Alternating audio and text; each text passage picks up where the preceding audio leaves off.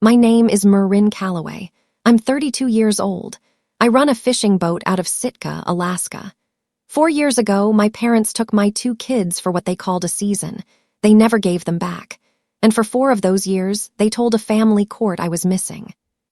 I want you to know who I am before any of that because it matters. I hold a 50-ton captain's license. I've never lost a crew member on my watch. Dock managers call me when a green deckhand needs someone patient to teach them the ropes properly, because patient is the one thing everybody on that harbor agrees I am. I keep meticulous logs. Every trip, every catch, every hour underway, written down the same night, no exceptions. I am, by every measure that matters in my industry, a careful woman. It would take me 4 years to understand that carefulness was exactly what my mother was counting on. I didn't find out from a phone call. I found out from a background check. My lender needed one for a boat loan. Standard paperwork, nothing I thought twice about. Page 3 had my clean driving record. Page 4 had my credit history. Page 5 had a single line that stopped me cold on a public dock with coffee going cold in my hand. Open case. In the guardianship of EV and TV minors. Petitioners, Roland and Renee Calloway. Filed 18 months prior. EV Emmett Voss. TV Talia Voss. My son. My daughter. My own parents had filed to become their legal guardians a year and a half earlier, and not one person in my family had ever said a word about it. Welcome back to Frost Narratives. If your family has ever used your hard work as a weapon against you, stay with me, because what I found in that court file is the reason I drove 3 hours south with my hands so tight on the wheel I couldn't feel my fingers by the time I parked. I married a fisherman named Dean Voss when I was 25. I met him on a boat out of Sitka 3 years before that, my first real season on deck. He was quiet and steady, and he fixed my wet gloves without being asked before he ever said a full sentence to me. 6 months later, he asked me to dinner. I said only if he understood dinner meant 6 in the morning, because that was the only hour I had free. He showed up at 5:45 with 2 coffees, already learning me. We had Emmett a year after we married. Talia 2 years after him. Dean died on a January crossing 5 years ago. A rogue wave off another captain's deck. I was 27. Emmett was 7. Talia was 5. I don't remember most of the month after the funeral. I remember standing in my own kitchen not knowing how a woman keeps fishing, keeps a roof up, and grieves a husband, all 3 at once, 300 miles from anyone who'd offered to help. My mother offered. I want to be fair about that part because it matters later. She called that spring and said the kids could stay with her and my father in Bellingham, just for a while, just until I got steady again. I said yes because I was drowning. I flew the kids down myself, helped them unpack into a guest room my mother had already decorated, and told myself, driving back to the airport alone, that I'd have them home within the year. That was 4 years ago. The first year, the calls were normal, weekly video chats. Crayon drawings held up to the camera, my mother narrating in the background the way she narrates everything. I fished harder than I'd ever fished, saving every dollar, telling myself every single week that I was one good season closer to bringing them home.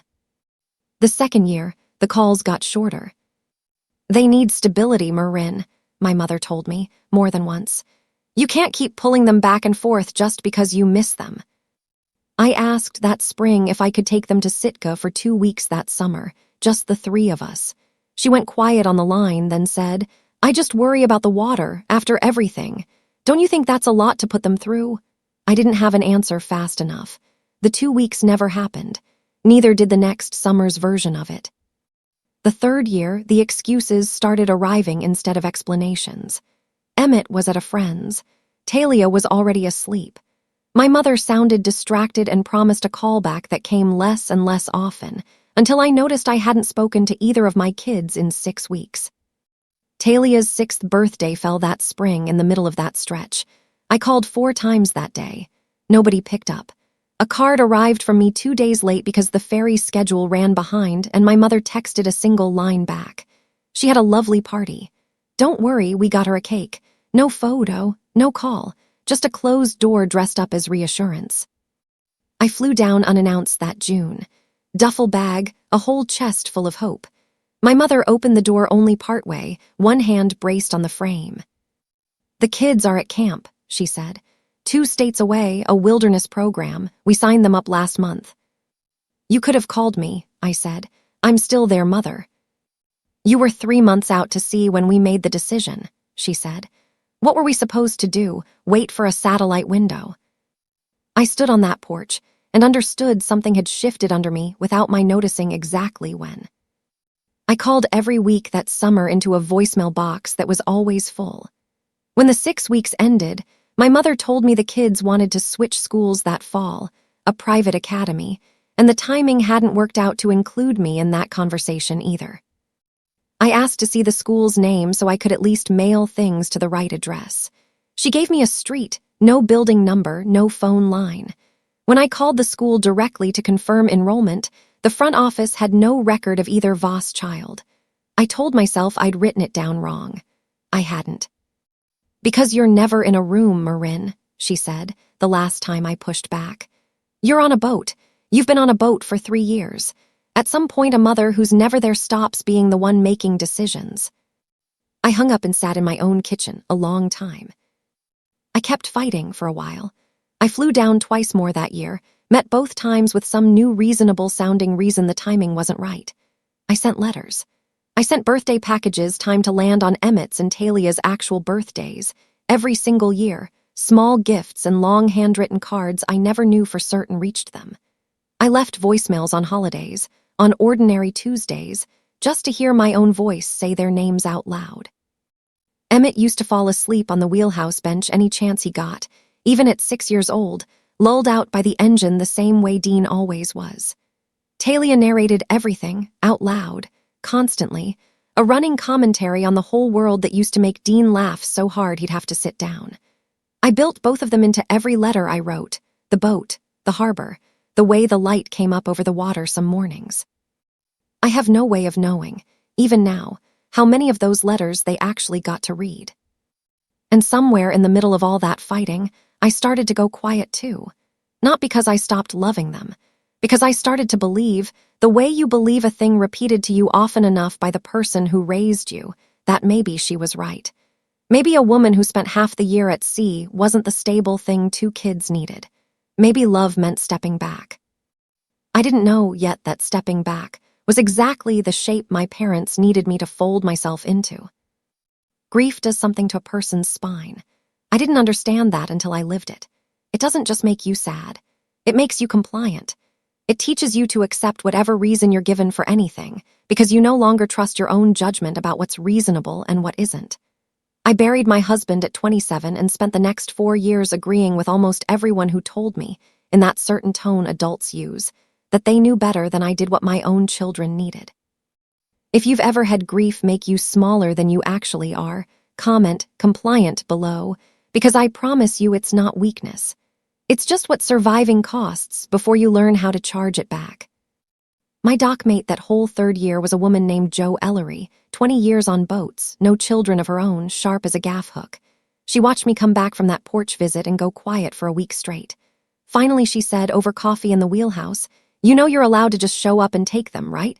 You're their mother, not a guest who has to be let in." I told her it wasn't that simple. She said, "It's exactly that simple. Somebody's just convinced you it isn't." I didn't listen to her. Not that year. I wish I had. I bought my own boat this spring.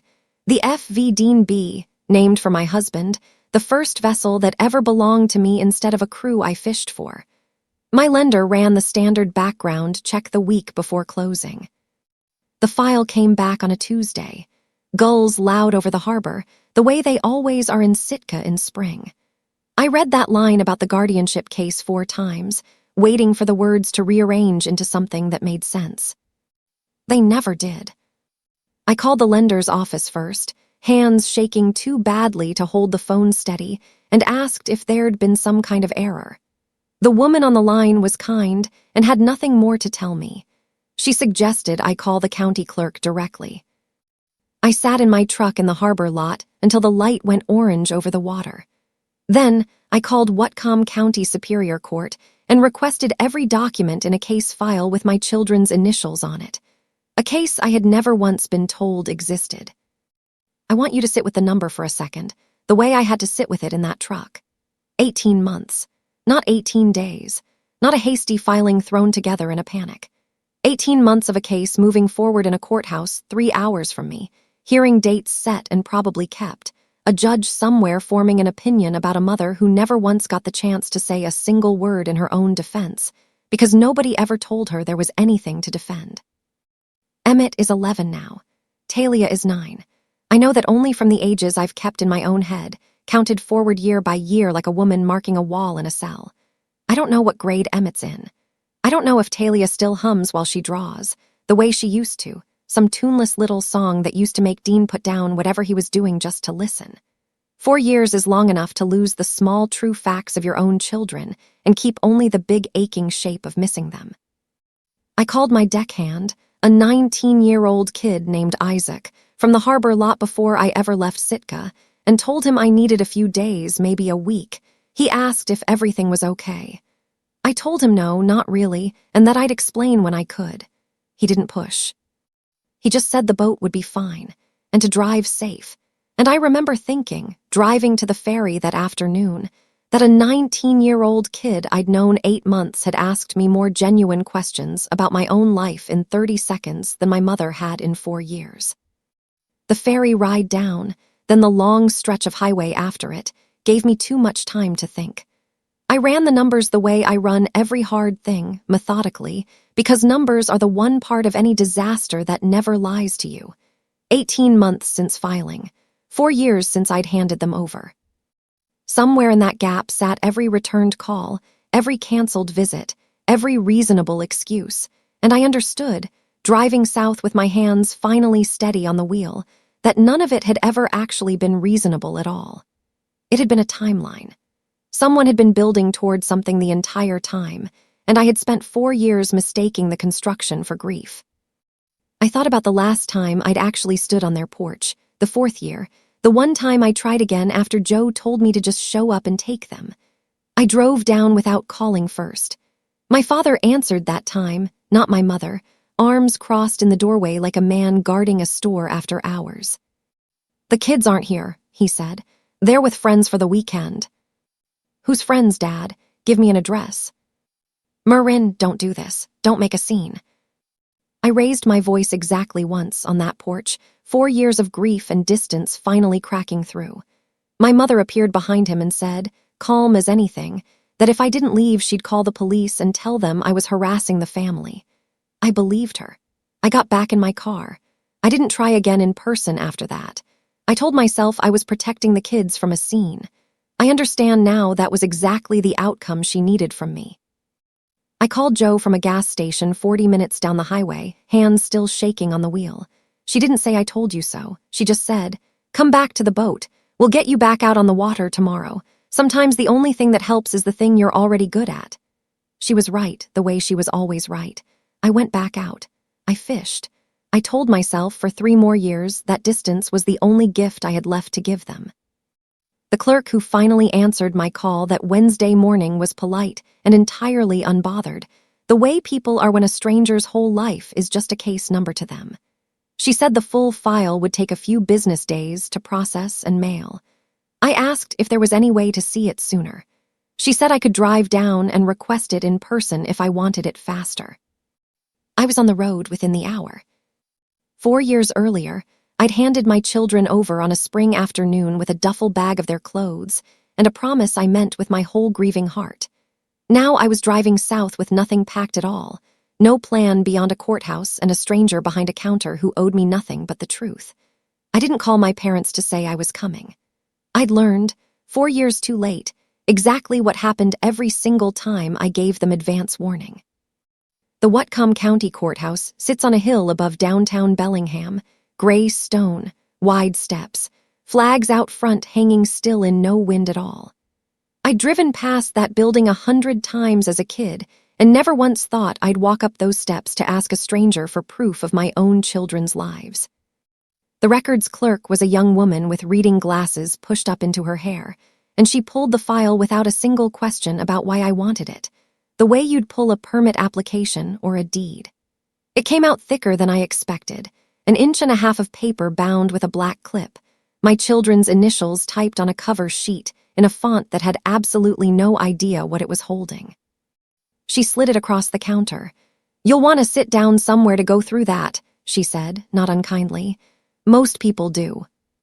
I asked her, before I turned away, how often people came in asking for files like this one. She looked at me for a second, the practiced neutral look of someone who's seen every version of a bad day cross her counter, and said, "More than you'd think. Less than there should be." I didn't have anything to say back to that. I just took the folder and walked out into the parking lot. I carried it out to my truck in the courthouse parking lot, sat down behind the wheel, and opened it with hands that had gone completely steady, the particular steadiness that only ever shows up in me right before something very bad. The first page was a cover sheet. The second was a petition, 6 pages long, my parents' names typed as petitioners, my children's initials typed as the subject. I read it once fast, the way you scan a chart before a code. Then I read it again slow, the way you read something that's trying to erase you. Petitioners state that the mother, Marin Calloway, has been substantially unreachable for a period exceeding 4 years due to the nature of her occupation and lifestyle. Petitioners have made repeated, documented attempts to involve the mother in decisions affecting the minor children, all of which have gone unanswered. Repeated, documented attempts. I sat in that parking lot and laughed once, short and ugly, because I had the opposite of that folder sitting in a drawer back home. 2 years of returned certified letters. 2 years of birthday cards mailed on schedule. A voicemail box I'd filled with my own voice, year after year, saying names nobody ever called me back about. Welcome back. If you've ever had someone rewrite your effort into your absence, stay with me, because the next page is where I found out exactly how far my mother was willing to go. Attached to the petition were exhibits. Exhibit A was a log, typed, dated, spanning 3 years. Dozens of entries. Attempted call to mother, no answer. Left voicemail, no return call. Sent email regarding school enrollment, no response. Page after page of it, dated and specific, the kind of record that looks airtight to anyone who's never lived the other side of it. I know my own phone. I know my own inbox. I checked both, sitting right there in the truck, cross-referencing dates against a log I'd never seen. 14 of those entries claimed calls to a number I hadn't used in 3 years, a number I'd switched the same month my satellite plan changed, a number my mother had never once asked me for the replacement of. I want to tell you what it feels like to read your own supposed silence written down in someone else's handwriting, dated and specific enough to look true. It feels like being told the color of your own front door was wrong the whole time. I painted that door myself, in a manner of speaking. I know exactly how many times I called. I know exactly how many letters I sent. And here was a stranger's typed page insisting I hadn't, filed with a court, weeks before a judge would read it as fact. She'd built a record of trying to reach a phone she knew was dead. Exhibit B was worse. A letter, dated 11 months earlier, addressed to me, care of a P.O. box in Sitka I'd closed 2 years before that. Returned to sender, unclaimed, stamped right on the envelope, photocopied into the file as proof of effort. My mother had mailed a letter to an address she could have confirmed was closed with 1 phone call to the harbor office, and used the bounce back as evidence. Exhibit C was a statement from a family friend, a woman named Pam I hadn't spoken to in 6 years, swearing she'd run into me at a gas station in Anacortes 18 months earlier, and I'd told her I didn't want any contact with my parents or my children, that I needed my space. I had never once set foot in Anacortes in my adult life. I checked my own trip logs sitting right there in the truck, cross-referencing the date. I was 200 miles offshore that entire week, satellite position pings every 6 hours proving it. Somebody had either lied outright or paid a favor forward, and either way, a sworn statement with my name attached to a conversation that never happened was sitting in a court file 11 days from a hearing. I called Nadia Osai that same afternoon, still parked outside the courthouse. A colleague from my captain's license renewal had used her for a maritime custody dispute years back, said she was the only family lawyer in 3 counties who actually understood what off-grid work looks like on paper. I read her the whole file over the phone, exhibit by exhibit. She was quiet for a long moment when I finished. "Marin," "I want to be straight with you," she said. "This isn't sloppy. Sloppy looks different. This looks built. Built by someone who understands exactly what a family court is looking for, and built by someone who assumed you'd never see the file until it was already too late to matter." Built for what?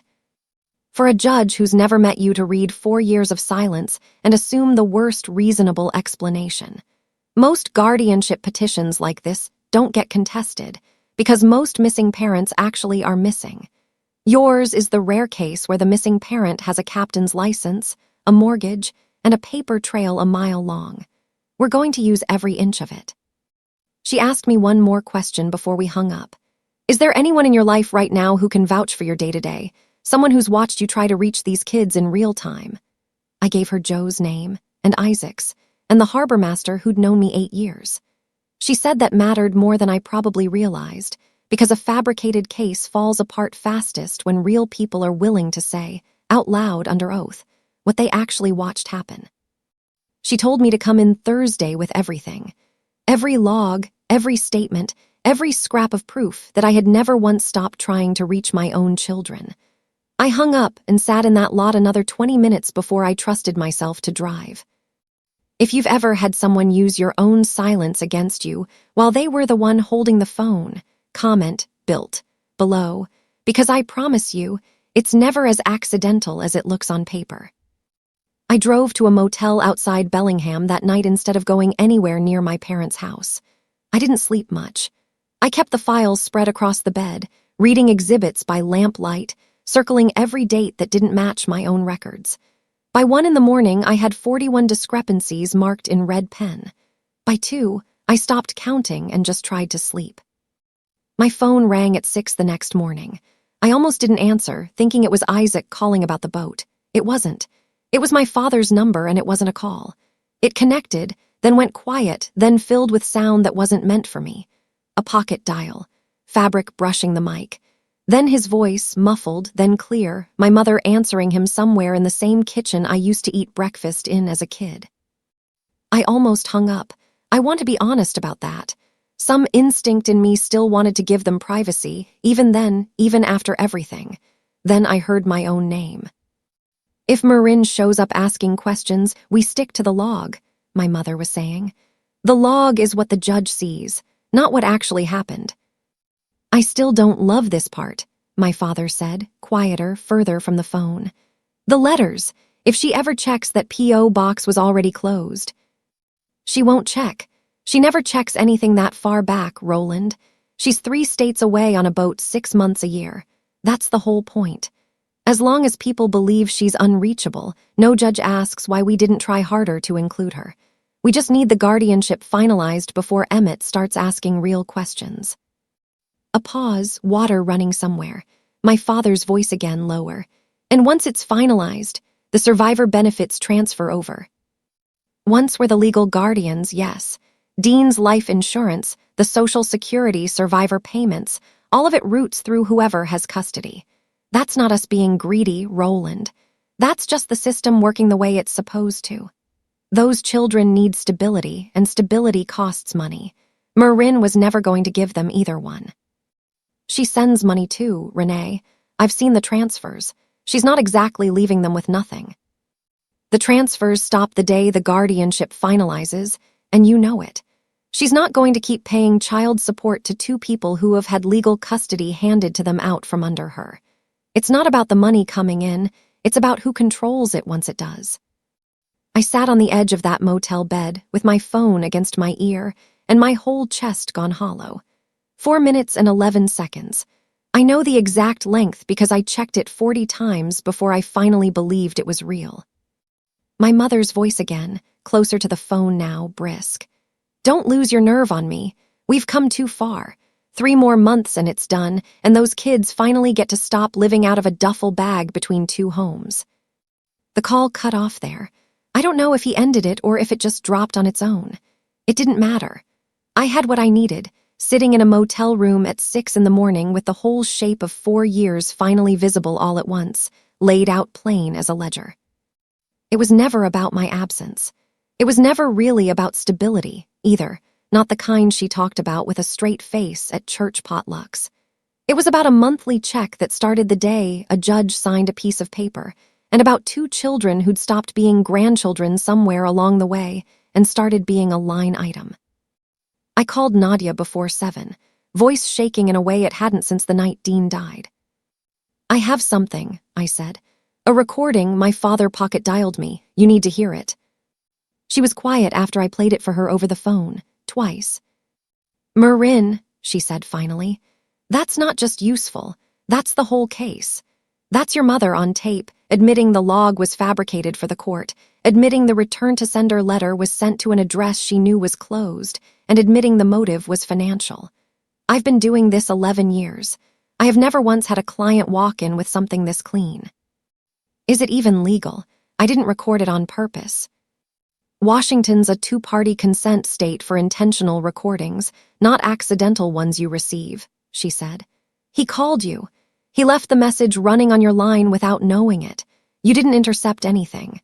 We'll get it authenticated properly, but I don't think this gets thrown out. I think this is the thing that ends the hearing before it really starts. I want to tell you that hearing that felt like winning. It didn't, not yet. It felt like standing in a room where the walls had just fallen away, and I could suddenly see the whole shape of the house I'd been living inside for 4 years, every load-bearing lie holding up every other one. Nadia had me in her office by Thursday morning with the recording, the file, and every scrap of my own paper trails spread across her conference table. She worked through it methodically, the way I log a trip, nothing skipped. The satellite phone on my boat kept automatic position logs every 6 hours, rain or shine, required by my insurance carrier. 4 years of GPS pings, time-stamped, showing exactly where I'd been on every single date my mother's log claimed she'd tried and failed to reach me. Half those dates, the satellite records showed me sitting at the dock in Sitka with full cell service, nowhere near open water at all. My tax returns, 4 years running, current address printed plain across the top every single year, the same address my mother's returned letter had supposedly failed to reach because it was mailed to a P.O. box I'd closed. My captain's license, renewed on schedule.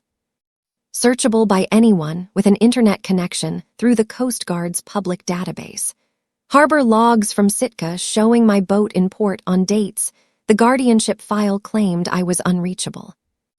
And the letters, 2 years of certified mail, signature required, every single one returned unclaimed, the green card still in a folder in my own kitchen drawer back home. I'd photographed each one the day it came back, a habit I'd started without knowing why, the same instinct that makes me log every trip whether anyone's ever going to read it or not. I called Joe that night from the motel parking lot, mostly because I needed to hear a voice that had never once doubted me. I played her the recording. She was quiet the whole way through, and when it ended, she said one thing. "I told you to just show up and take them. I was wrong. You needed this instead. You needed the proof, not the fight." I asked her what she meant. "Because a fight you can lose to a story, proof you can't." I sat with that a long time after we hung up. "This is going to be very hard for a judge to look at and still believe you were the unreachable one," Nadia said, closing the last folder. "I want to move fast. I'm going to file for an emergency hearing based on the recording alone. Fabricated evidence in an active guardianship petition is serious enough that most judges will want to address it immediately, not wait for the regular docket." "How fast is fast?" "If the court agrees it's urgent, we could have a hearing date within 2 weeks. 2 weeks. 4 years compressed down to 14 days, all of it finally moving in a direction I could see. I drove back to the motel that night and called Isaac to check on the boat. And then, because I couldn't stop myself, I opened my phone and played the recording one more time, just to hear my mother say the word survivor benefits in that same brisk church committee voice she used for casserole assignments. I thought about Talia's 6th birthday, the party I wasn't invited to. I thought about a P.O. box closed 2 years before anyone bothered mailing anything there. I didn't cry that night. I want you to know that, because I think it matters. I'd spent 4 years crying over a version of my family that turned out to be a story I was telling myself to survive the actual one. What I felt instead was something colder and steadier, the exact feeling I get on deck when weather turns and every single motion has to count. Nadia called 2 days later with the hearing date. 11 days out. Enough time to prepare, not enough time to feel ready. There's one more thing, she said, before we hung up. The court will likely want to hear from a guardian ad litem, someone appointed to represent the children's interests directly. I want you to be prepared for the possibility that Emmett and Talia have been told things about you these past 4 years. Things that aren't going to match what you remember of yourself. I asked her what she meant. I mean, she said carefully, that your mother didn't just build a file for a judge. She had 4 years alone with 2 children who trusted her completely. I don't know yet what story she told them about why their mother stopped coming. I think you need to be ready to hear it before you walk into that courtroom, not after. I sat with that a long time after we hung up. 4 years of birthday cards that maybe never made it past a mailbox. 4 years of a boy who used to fall asleep in a wheelhouse and a girl who used to hum while she drew, growing up somewhere I couldn't see, being told some version of who their mother was that I had absolutely no control over. I called Isaac that night to check on the boat, and somewhere in the middle of talking about diesel filters and a leak in the aft hold, I told him the whole thing, start to finish, because I needed to say it out loud to someone who had no stake in any of it. He listened all the way through without interrupting once, which is rare for a 19-year-old with opinions about everything. When I finished, he just said, "They're going to be so glad it was actually true." Whatever they've been told, some part of a kid always knows when the story doesn't add up. I don't know if he was right. I held on to it anyway, the whole drive back to the motel. I didn't know yet what that version was. I was about to find out, 11 days later, in a courtroom in Bellingham, from a woman I'd never met who'd been appointed to speak for children who no longer fully remembered speaking for themselves. Judge Patricia Wren called the case. 60-something, reading glasses on a chain, the kind of face that's heard every excuse a courtroom can produce and stopped being surprised by any of them years ago. She'd cleared her morning docket for this hearing. Nadia told me on the drive-in, which meant she'd already flagged it as serious before a single word of testimony was heard. I sat beside Nadia at a table with a banker's box between us. My parents sat across the aisle with their own attorney, a heavy-set man named Kessler who kept adjusting his tie like it owed him money.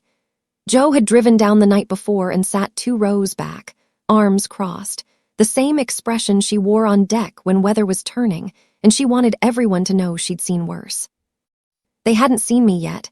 I watched my mother scan the room once, quick, professional, the same sweep she used at church. Her eyes passed right over me and kept moving, because in her whole mental map of this hearing, I wasn't supposed to be findable enough to show up. Then she saw me. I watched the color leave her face in one clean drop, like a screen going dark. Welcome back. If you've ever watched someone realize, in real time, that the story they built was never going to survive contact with the truth, stay with me, because the next hour is the reason none of us will ever see each other the same way again. Judge Patricia Wren called the case. 60-something, reading glasses on a chain, the kind of face that's heard every excuse a courtroom can produce and stopped being surprised by any of them years ago. "Before we begin," she said, "I understand there's a request to introduce new evidence not previously filed. Ms. Osa." "Yes, Your Honor.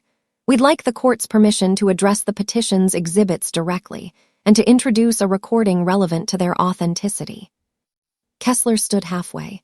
"Your Honor, we haven't had opportunity to review." "You'll get your chance, counsel," Judge Wren said. "Sit down." A woman I didn't recognize sat 2 rows back with a thin folder, and Nadia leaned over to tell me, quietly, that was Ms. Van, the guardian ad litem appointed to represent Emmett and Talia's interests. The judge called her first. "Ms. Van, you've met with the children several times over the past 2 months. What can you tell the court?" Ms. Van opened her folder. "Both children are healthy, well cared for, and doing well in school. Emmett is 11, quiet, academically strong. Talia is 9, more expressive, very attached to her grandparents." She paused. "Both children believe their mother chose not to be part of their lives. When I asked Emmett directly why he thought his mother didn't visit, he told me, and I'm reading this from my notes, Grandma says Mom likes the ocean more than us. She says some people just aren't built for kids." I felt that sentence land somewhere under my ribs and stay there. Talia's understanding was similar, though less detailed. She referred to her mother as the boat lady at one point in our conversation. Nadia's hand found my arm under the table, steady, telling me without a word to hold still. Judge Wren leaned forward slightly. Ms. Van, in your professional opinion, do the children's statements reflect their own direct experience, or do they read as something relayed to them? In my assessment, Your Honor, both children were relaying a narrative they'd been given rather than describing memories of their own. Emmett, in particular, struggled when I asked him follow-up questions about specific instances. He couldn't recall a single actual conversation in which his mother told him she didn't want to see him. He could only recall being told repeatedly that this was the case. Did either child recall receiving mail from their mother? Talia mentioned, almost in passing, a box of cards in a closet she wasn't supposed to look through. She wasn't able to tell me who they were from. She said Grandma called it grown-up stuff. I felt something in my chest crack open at that. A box of cards. Somewhere in that house, 4 years of my handwriting sat in a closet a 9-year-old wasn't allowed to open. Did either child express a desire to see their mother? Nadia asked, once the judge gave her the floor. I asked Emmett directly, Ms. Van said. He said he didn't think it mattered what he wanted because she'd already made her choice a long time ago. Talia asked me if I thought her mother would come to her birthday this year. When I told her I didn't know, she said, quote, "That's okay, she never does." I didn't cry in that courtroom. I want you to know that because I came close, closer than I've come to anything since the night Dean died. What kept me upright was something colder. Every single thing Ms. Van just described to that judge was a story my mother had installed in my children like a program, 4 years running, one careful sentence at a time, the exact same way she'd installed the strong one doesn't need help into me 30 years earlier. Nadia called me next. I walked to the stand with my whole body steady in that same strange way it had been the day I opened the court file in the harbor lot, the calm that shows up right before something bad, or right after you've already survived it. Ms. Calloway, can you describe, in your own words, what you did after your children went to stay with your parents 4 years ago? I told the court about the boat, the ledger of every certified letter, the 2 returned green cards a folder in my truck could prove. I told them about Talia's 6th birthday, 4 unanswered calls in a single day. I told them about standing on that porch the 4th year, my father in the doorway, my mother threatening the police. Did you ever, at any point, tell anyone you no longer wanted contact with your children? No, not once. Not to my mother, not to my father, not to anyone. Why didn't you go to court sooner, if you suspected something was wrong? I thought about that question longer than any other one that day, because I owed the room an honest answer, not just a clean one. Because I trusted my mother more than I trusted my own instincts. Because grief made me believe I wasn't in a position to judge what was best for my kids. I know now that was exactly what she was counting on. I looked past Nadia, past Kessler, straight at the bench. I didn't come here for revenge, Your Honor. I came here because I found out, entirely by accident, that a decision was being made about my children's whole lives, in a room I was never invited into, based on evidence I can prove is false. Kessler called my mother to the stand first for his own case-in-chief. She'd recovered her composure by then, dabbing at dry eyes with a folded tissue, the picture of a grandmother who'd carried a burden nobody else would. Mrs. Calloway, can you describe your efforts to keep the children's mother informed and involved? We tried everything, my mother said. Calls that went unanswered, letters that came back. I kept a log because I wanted there to be a record in case anyone ever doubted how hard we tried.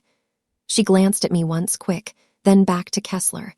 It's been heartbreaking, Your Honor, raising 2 children who ask every year why their own mother doesn't want them. And the decision to petition for guardianship. Why now, after 4 years? Because Frank's health isn't what it was, and I needed to know these children would be protected no matter what happens to us. I needed it in writing, for their sake. Nadia stood for cross-examination. She didn't raise her voice once through the whole thing. I'd learn later that was on purpose, the same lesson Judge Wren herself had probably taught 100 attorneys without ever saying it out loud. Quiet holds a room tighter than loud does. Mrs. Calloway, the log you kept lists 14 attempted calls to a number ending in 4471. Can you tell the court when Marin last used that number? My mother hesitated. I'm not sure of the exact date. Would it surprise you to learn that number was disconnected 3 years ago, and that Marin's current number has been active and listed on her boat's official registration with the Coast Guard for the same 3 years? I wasn't aware. You weren't aware her number had changed, despite listing 14 calls to it as evidence of your efforts to reach her. Kessler objected. Judge Wren overruled him without looking up. Nadia moved to the letter next, the one addressed to a closed P.O. box. Mrs. Calloway, did you ever call the Sitka Harbor office to confirm Marin's current mailing address before sending this letter? No. Would a single phone call have told you the box had closed 2 years earlier? I don't know, possibly. Nadia let that answer sit in the room a moment before moving on, the same way she'd told me she would, letting silence do work that a follow-up question would only soften. And the sworn statement from a Pam Wexler, claiming she spoke with Marin in Anacortes 18 months ago. Mrs. Calloway, are you aware that Marin's satellite-tracked vessel logs place her 200 miles offshore for the entire week in question, logged automatically every 6 hours by her insurance carrier? My mother didn't answer that one at all. She looked at Kessler. Kessler looked at his own folder like it might have a different answer written in it somewhere. Your Honor, Nadia said, we'd like to enter Exhibit 12, GPS position logs for the F.V. Dean B., cross-referenced against every date claimed in the petitioner's log of failed contact attempts.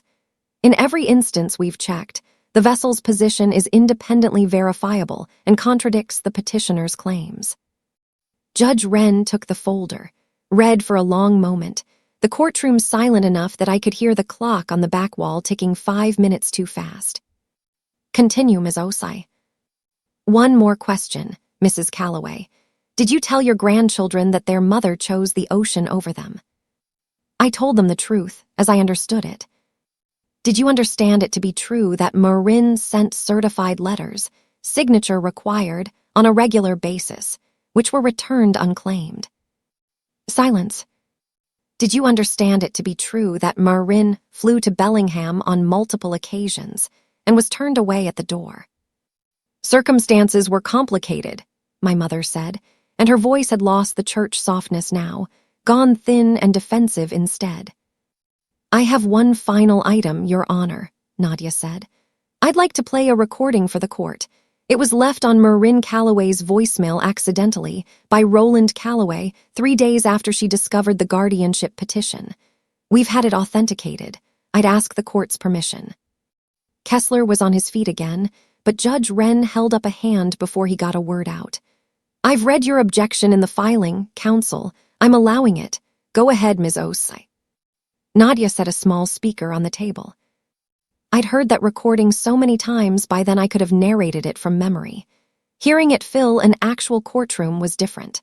My mother's voice, tinny through the speaker, saying the log is what the judge sees, not what actually happened, landed in that room like something physically thrown. I watched my father's face while it played. He didn't look surprised.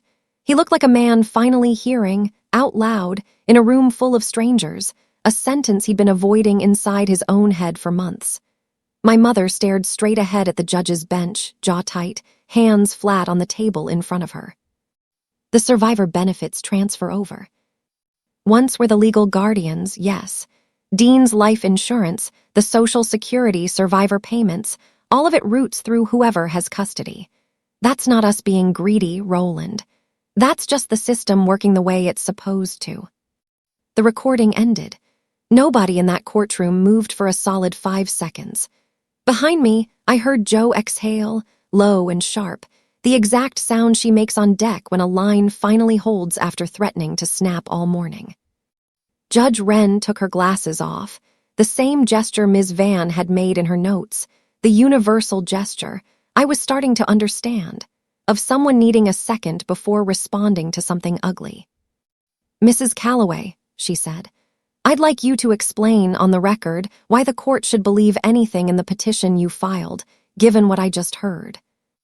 My mother didn't answer right away. When she finally spoke, her voice had gone somewhere I'd genuinely never heard it go, not once in 32 years.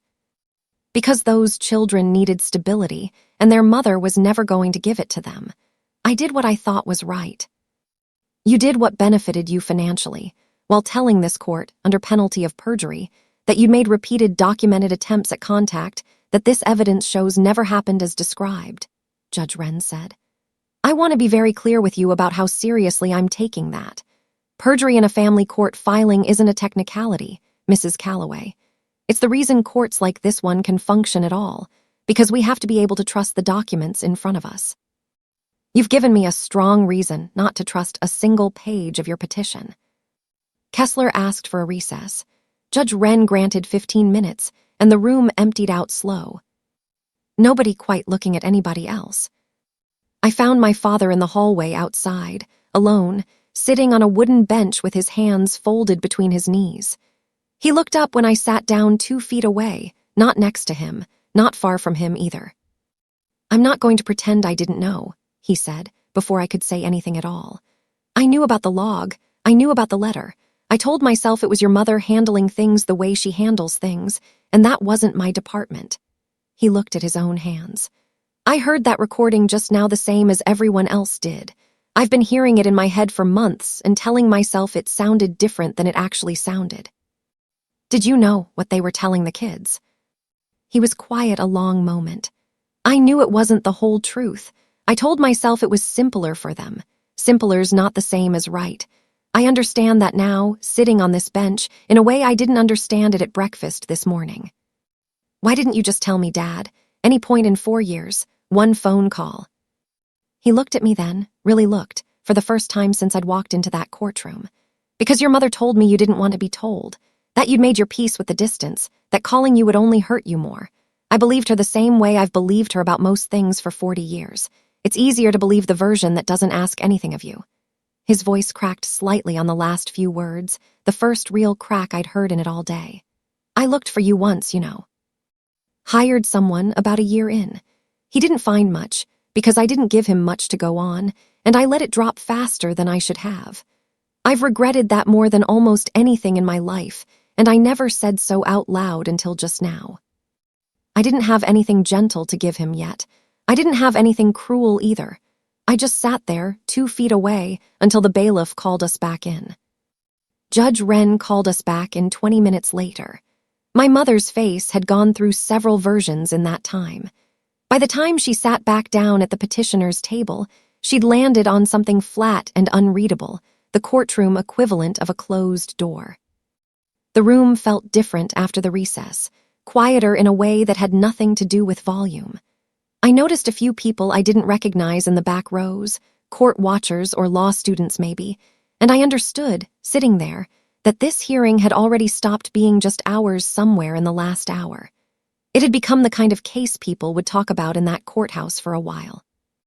"I've reviewed the exhibits, the testimony, and the recording entered into evidence," Judge Wren said. "I'm going to be direct, because these children deserve directness even if the adults in this case haven't given them any." She looked at my parents.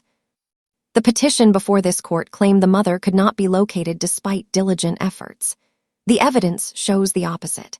It shows a mother who sent certified mail that was deliberately refused, who attempted in-person visits that were deliberately blocked, and who was, by every independently verifiable record in this file, findable within minutes by anyone who actually wanted to find her.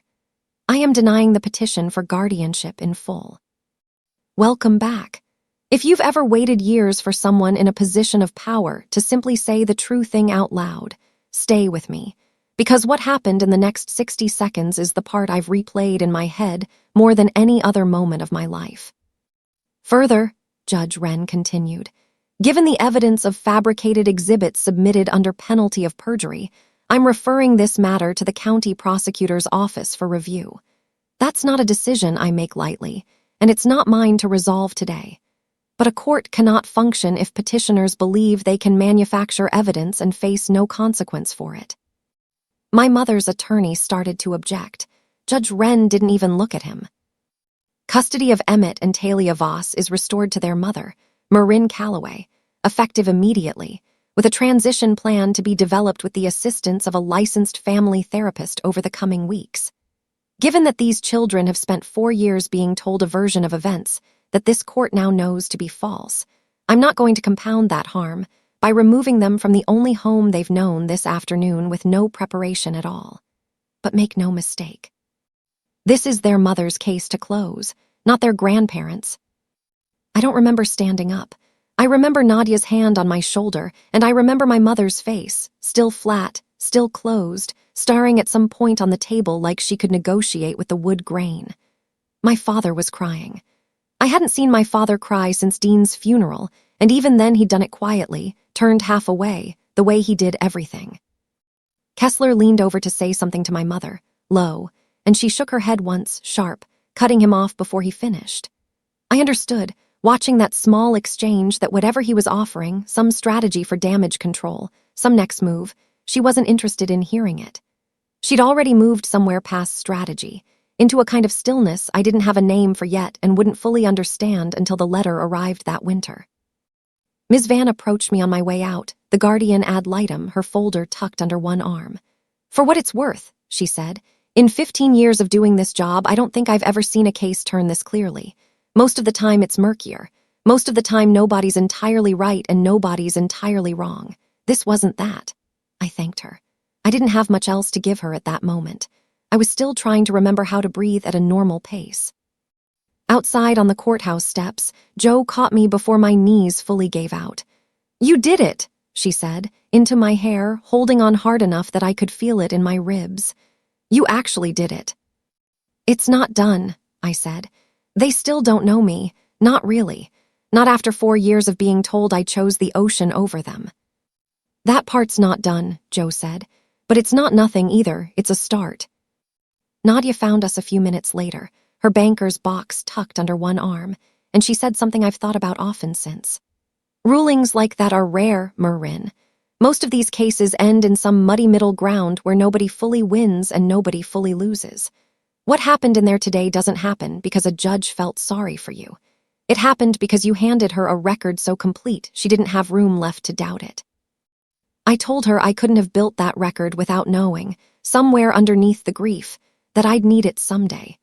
She said that instinct was the whole reason I still had a chance to be their mother again. I've never forgotten the way she said it, careful and certain at the same time, like a woman reading a verdict of her own. If you've ever waited years to hear a room full of strangers finally believe you, comment "diligent efforts" below, because I promise you, the words a judge chooses can carry more weight than you'd think possible until you're the one standing there hearing them. The transition plan took 6 weeks to fully unfold, and I want to tell you honestly that it wasn't the movie moment you might be picturing. There was no run down a hallway, no tearful collision at a doorway. The court-appointed therapist, a calm woman named Dr. Okonkwo who specialized in exactly this kind of long estrangement, was firm about packing from the first phone call. "These children have spent 4 years believing a specific story about you," she told me. "You can't outlove a story in one afternoon. You have to outlast it." The first visit was 90 minutes, supervised, in a plain room with a couch and a box of toys too young for either of my kids anymore. Emmett sat as far from me as the furniture allowed, arms crossed, watching me the way you'd watch whether you didn't trust. Talia was quieter than I remembered, folded into herself, glancing at Dr. Okonkwo every few minutes like she needed permission to speak. "Hi," I said, because I didn't have anything bigger than that, and bigger would have been the wrong size for the room anyway. "Hi," Emmett said flat, not looking up. Talia asked the only real question either of them managed that day. "Do you still have the boat?" "I do. I named it after your dad." Something moved across her face, quick, gone before I could read it fully. "Grandma said you didn't want us on it, because it's dangerous." "I never said that, sweetheart. I asked, a few different summers, if you could both come up and see it. I never got a yes." She didn't say anything back. She just looked at her shoes, and I understood, watching her, that I wasn't fighting my mother in that room anymore. I was fighting 4 years of a story that had already moved into my daughter's head and made itself comfortable there. Dr. Okonkwo had told me it would take longer to undo than it took to build. She was right about almost everything, that whole 6 weeks. The second visit went a little better. The third, better still. By the 4th week, Emmett brought a school drawing without being asked to, slid it across the table like he wasn't sure it was allowed. A rough sketch of a boat that looked more like our old skiff than the Dean B, but close enough that my throat closed up looking at it. I remembered some of it, he said, not quite meeting my eyes. The engine sound, falling asleep to it. You used to fall asleep on the wheelhouse bench every single time, I said. Your dad used to carry you down without waking you up. He was better at it than I ever was. Emmett looked up at that, really looked for the first time in 4 visits. Nobody ever told me stuff like that, about him, or about you and him. I'll tell you everything you want to know, I said. Whenever you want to know it, no script, no version anybody else wrote first. He didn't say much after that, but he kept the conversation going a beat longer than usual before Dr. Okonkwo called time. And on the drive back to the motel that night, I let myself cry for the first time since the courthouse. The good kind, the kind that doesn't need anyone to fix anything, just needs somewhere to go. Talia came around faster than Emmett, the way younger kids sometimes do, less invested in holding the line of a story they'd been handed. By the 5th week, she was climbing into the chair next to mine instead of across from it. By the 6th, she asked if she could see a picture of the boat on my phone, and when I showed her, she studied it for a long time and said, "It's blue, like the water in the picture at Grandma's house, the one with you in it before I was born." I hadn't known that photo still existed anywhere in that house. I didn't say so. I just told her yes, the water up there really did look like that, and someday, when she was ready, I'd take her to see it for herself. Full custody transferred formally at the end of that 6 weeks, with a court-monitored adjustment period through the fall, regular check-ins with Dr. Okonkwo. A plan built slow and careful instead of fast and satisfying.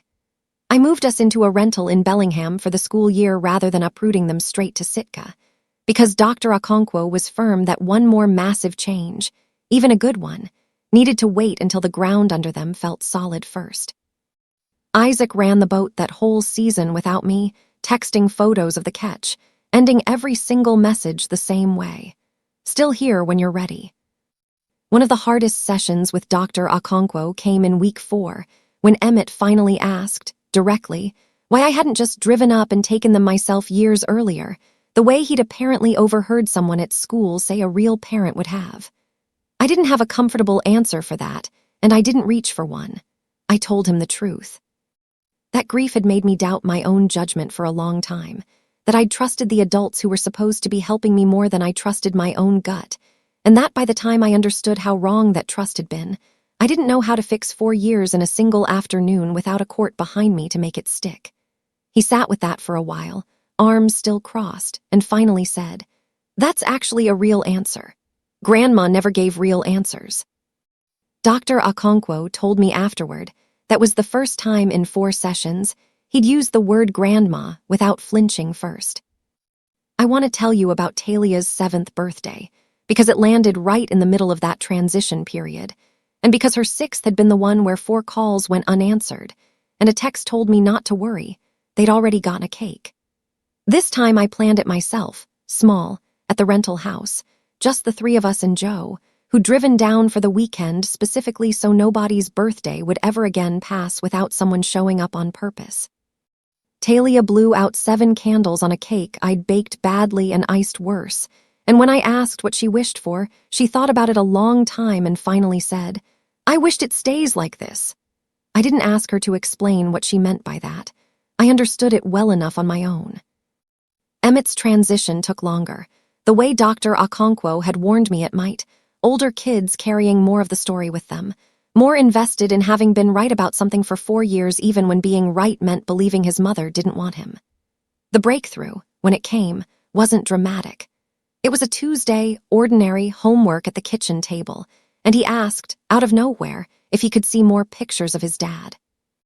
I pulled up every one I had on my phone, and we sat there for over an hour, Him asking question after question, me answering every single one honestly, no version smoothed over for his comfort. At the end of it, he said quietly, "Grandma never talked about him much. I always thought maybe it was because you didn't either." I told him the truth. That I thought about his father every single day, and that not being asked about him for 4 years had been one of the harder parts of losing everything else too. My mother was charged that October with 2 counts of filing false statements in a family court proceeding. I want to be honest about what that actually meant in the end, because I know some of you are hopping for a bigger word than the one I'm about to give you. She didn't go to prison. Her attorney negotiated a plea, a suspended sentence, supervised probation, a permanent bar from filing any future custody or guardianship action involving Emmett or Talia without direct court approval. The fabricated witness statement from Pam Wexler turned out to be exactly what it looked like, a favor called in from an old friend who'd never actually spoken to me, and Pam took a separate, smaller charge of her own for the sworn false statement, which I understand cost her more in her own small community than the conviction itself ever could have. I heard, secondhand, that she stopped attending the same church my mother did within a year. Small towns keep their own kind of ledger too. I won't pretend that felt like enough some days. Other days, I remind myself that a criminal record and a permanent legal bar from ever doing this again to my children is more accountability than 4 years of silence had ever handed me before I found that background check. It's not everything. It's not nothing either. My father's case never went anywhere, legally. He'd known, he hadn't authored it, and the prosecutor's office decided knowledge without direct fabrication didn't clear their bar for charges. I have complicated feelings about that distinction, some days more than others. What I know for certain is that my father showed up to every single one of Dr. Okonkwo's family sessions once they opened up to include him, sat quietly, answered honestly when asked, and never once tried to defend the 4 years the way my mother still, to this day, insists were simply hard decisions made with love. "I should have called you myself," he told me, the week before Emmett and Talia and I finally moved back up to Sitka for good, this past spring.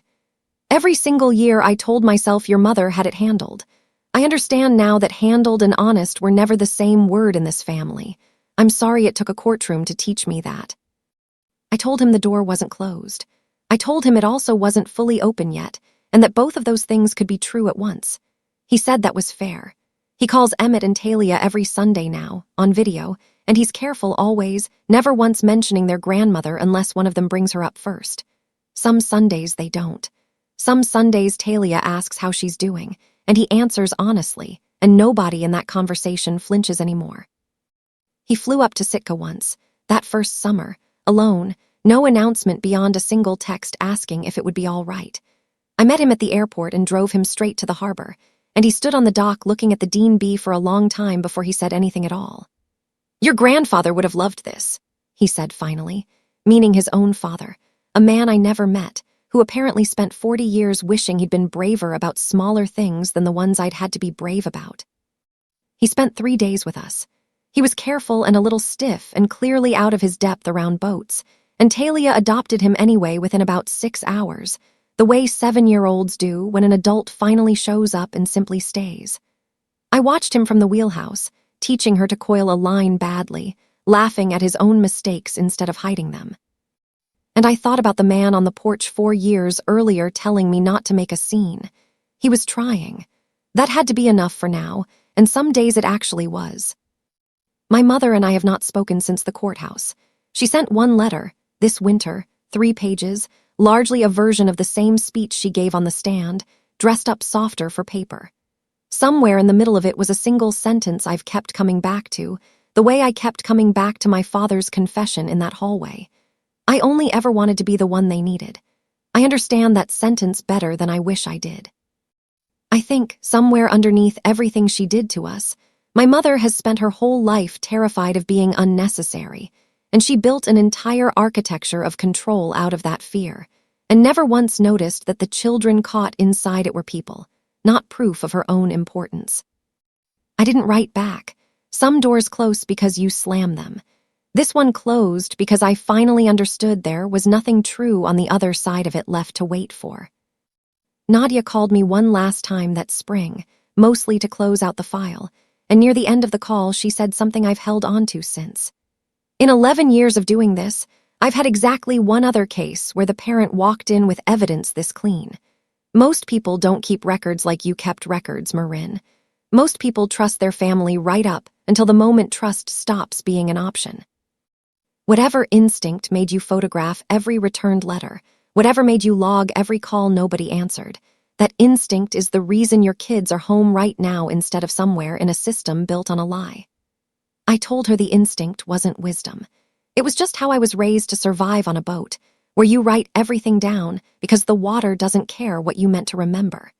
She said that was as good an answer as any she'd heard. Emmett and Talia are settling into Sitka now, slower than I'd like some days, faster than I feared on others.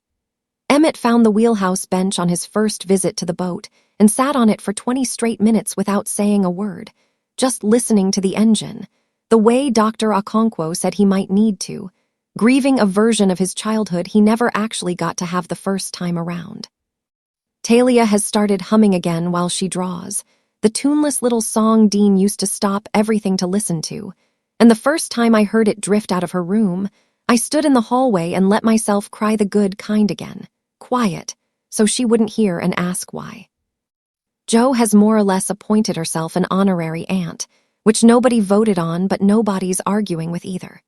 She taught Talia to tie a bowline the same week we moved back, patient in a way I don't think either of us expected from a woman who spent 20 years being the toughest person on any dock she's ever worked. Isaac stayed on as second on the Dean B, and Emmett started following him around the deck on weekends, asking the kind of endless technical questions Dean used to answer with more patience than I ever managed. I watch the two of them sometimes from the wheelhouse and think, not for the first time, that some things find their way back into a life even when you never could have planned exactly how. I still have the ledger. Every certified letter, every returned card, every logged phone call across 4 years nobody believed happened. I keep it in a drawer in the wheelhouse now, next to the trip logs, in the same careful order I keep everything that matters. I don't need it for court anymore.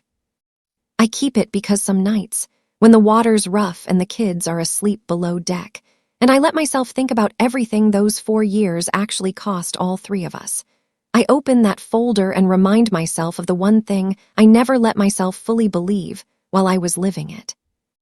I was never the one who disappeared. Here's what I know now, and I wish someone had told the woman standing on that porch in year 4, watching her father close a door in her face. Being told you're unreachable is not the same as being unreachable. The people who build a story around your supposed absence are very often the same people standing directly in the doorway, blocking the only path back in, and calling the blockage your fault the entire time. I think about Joe's line from that gas station, parking lot more than almost anything else from those 4 years. A fight, you can lose to a story. Proof, you can't.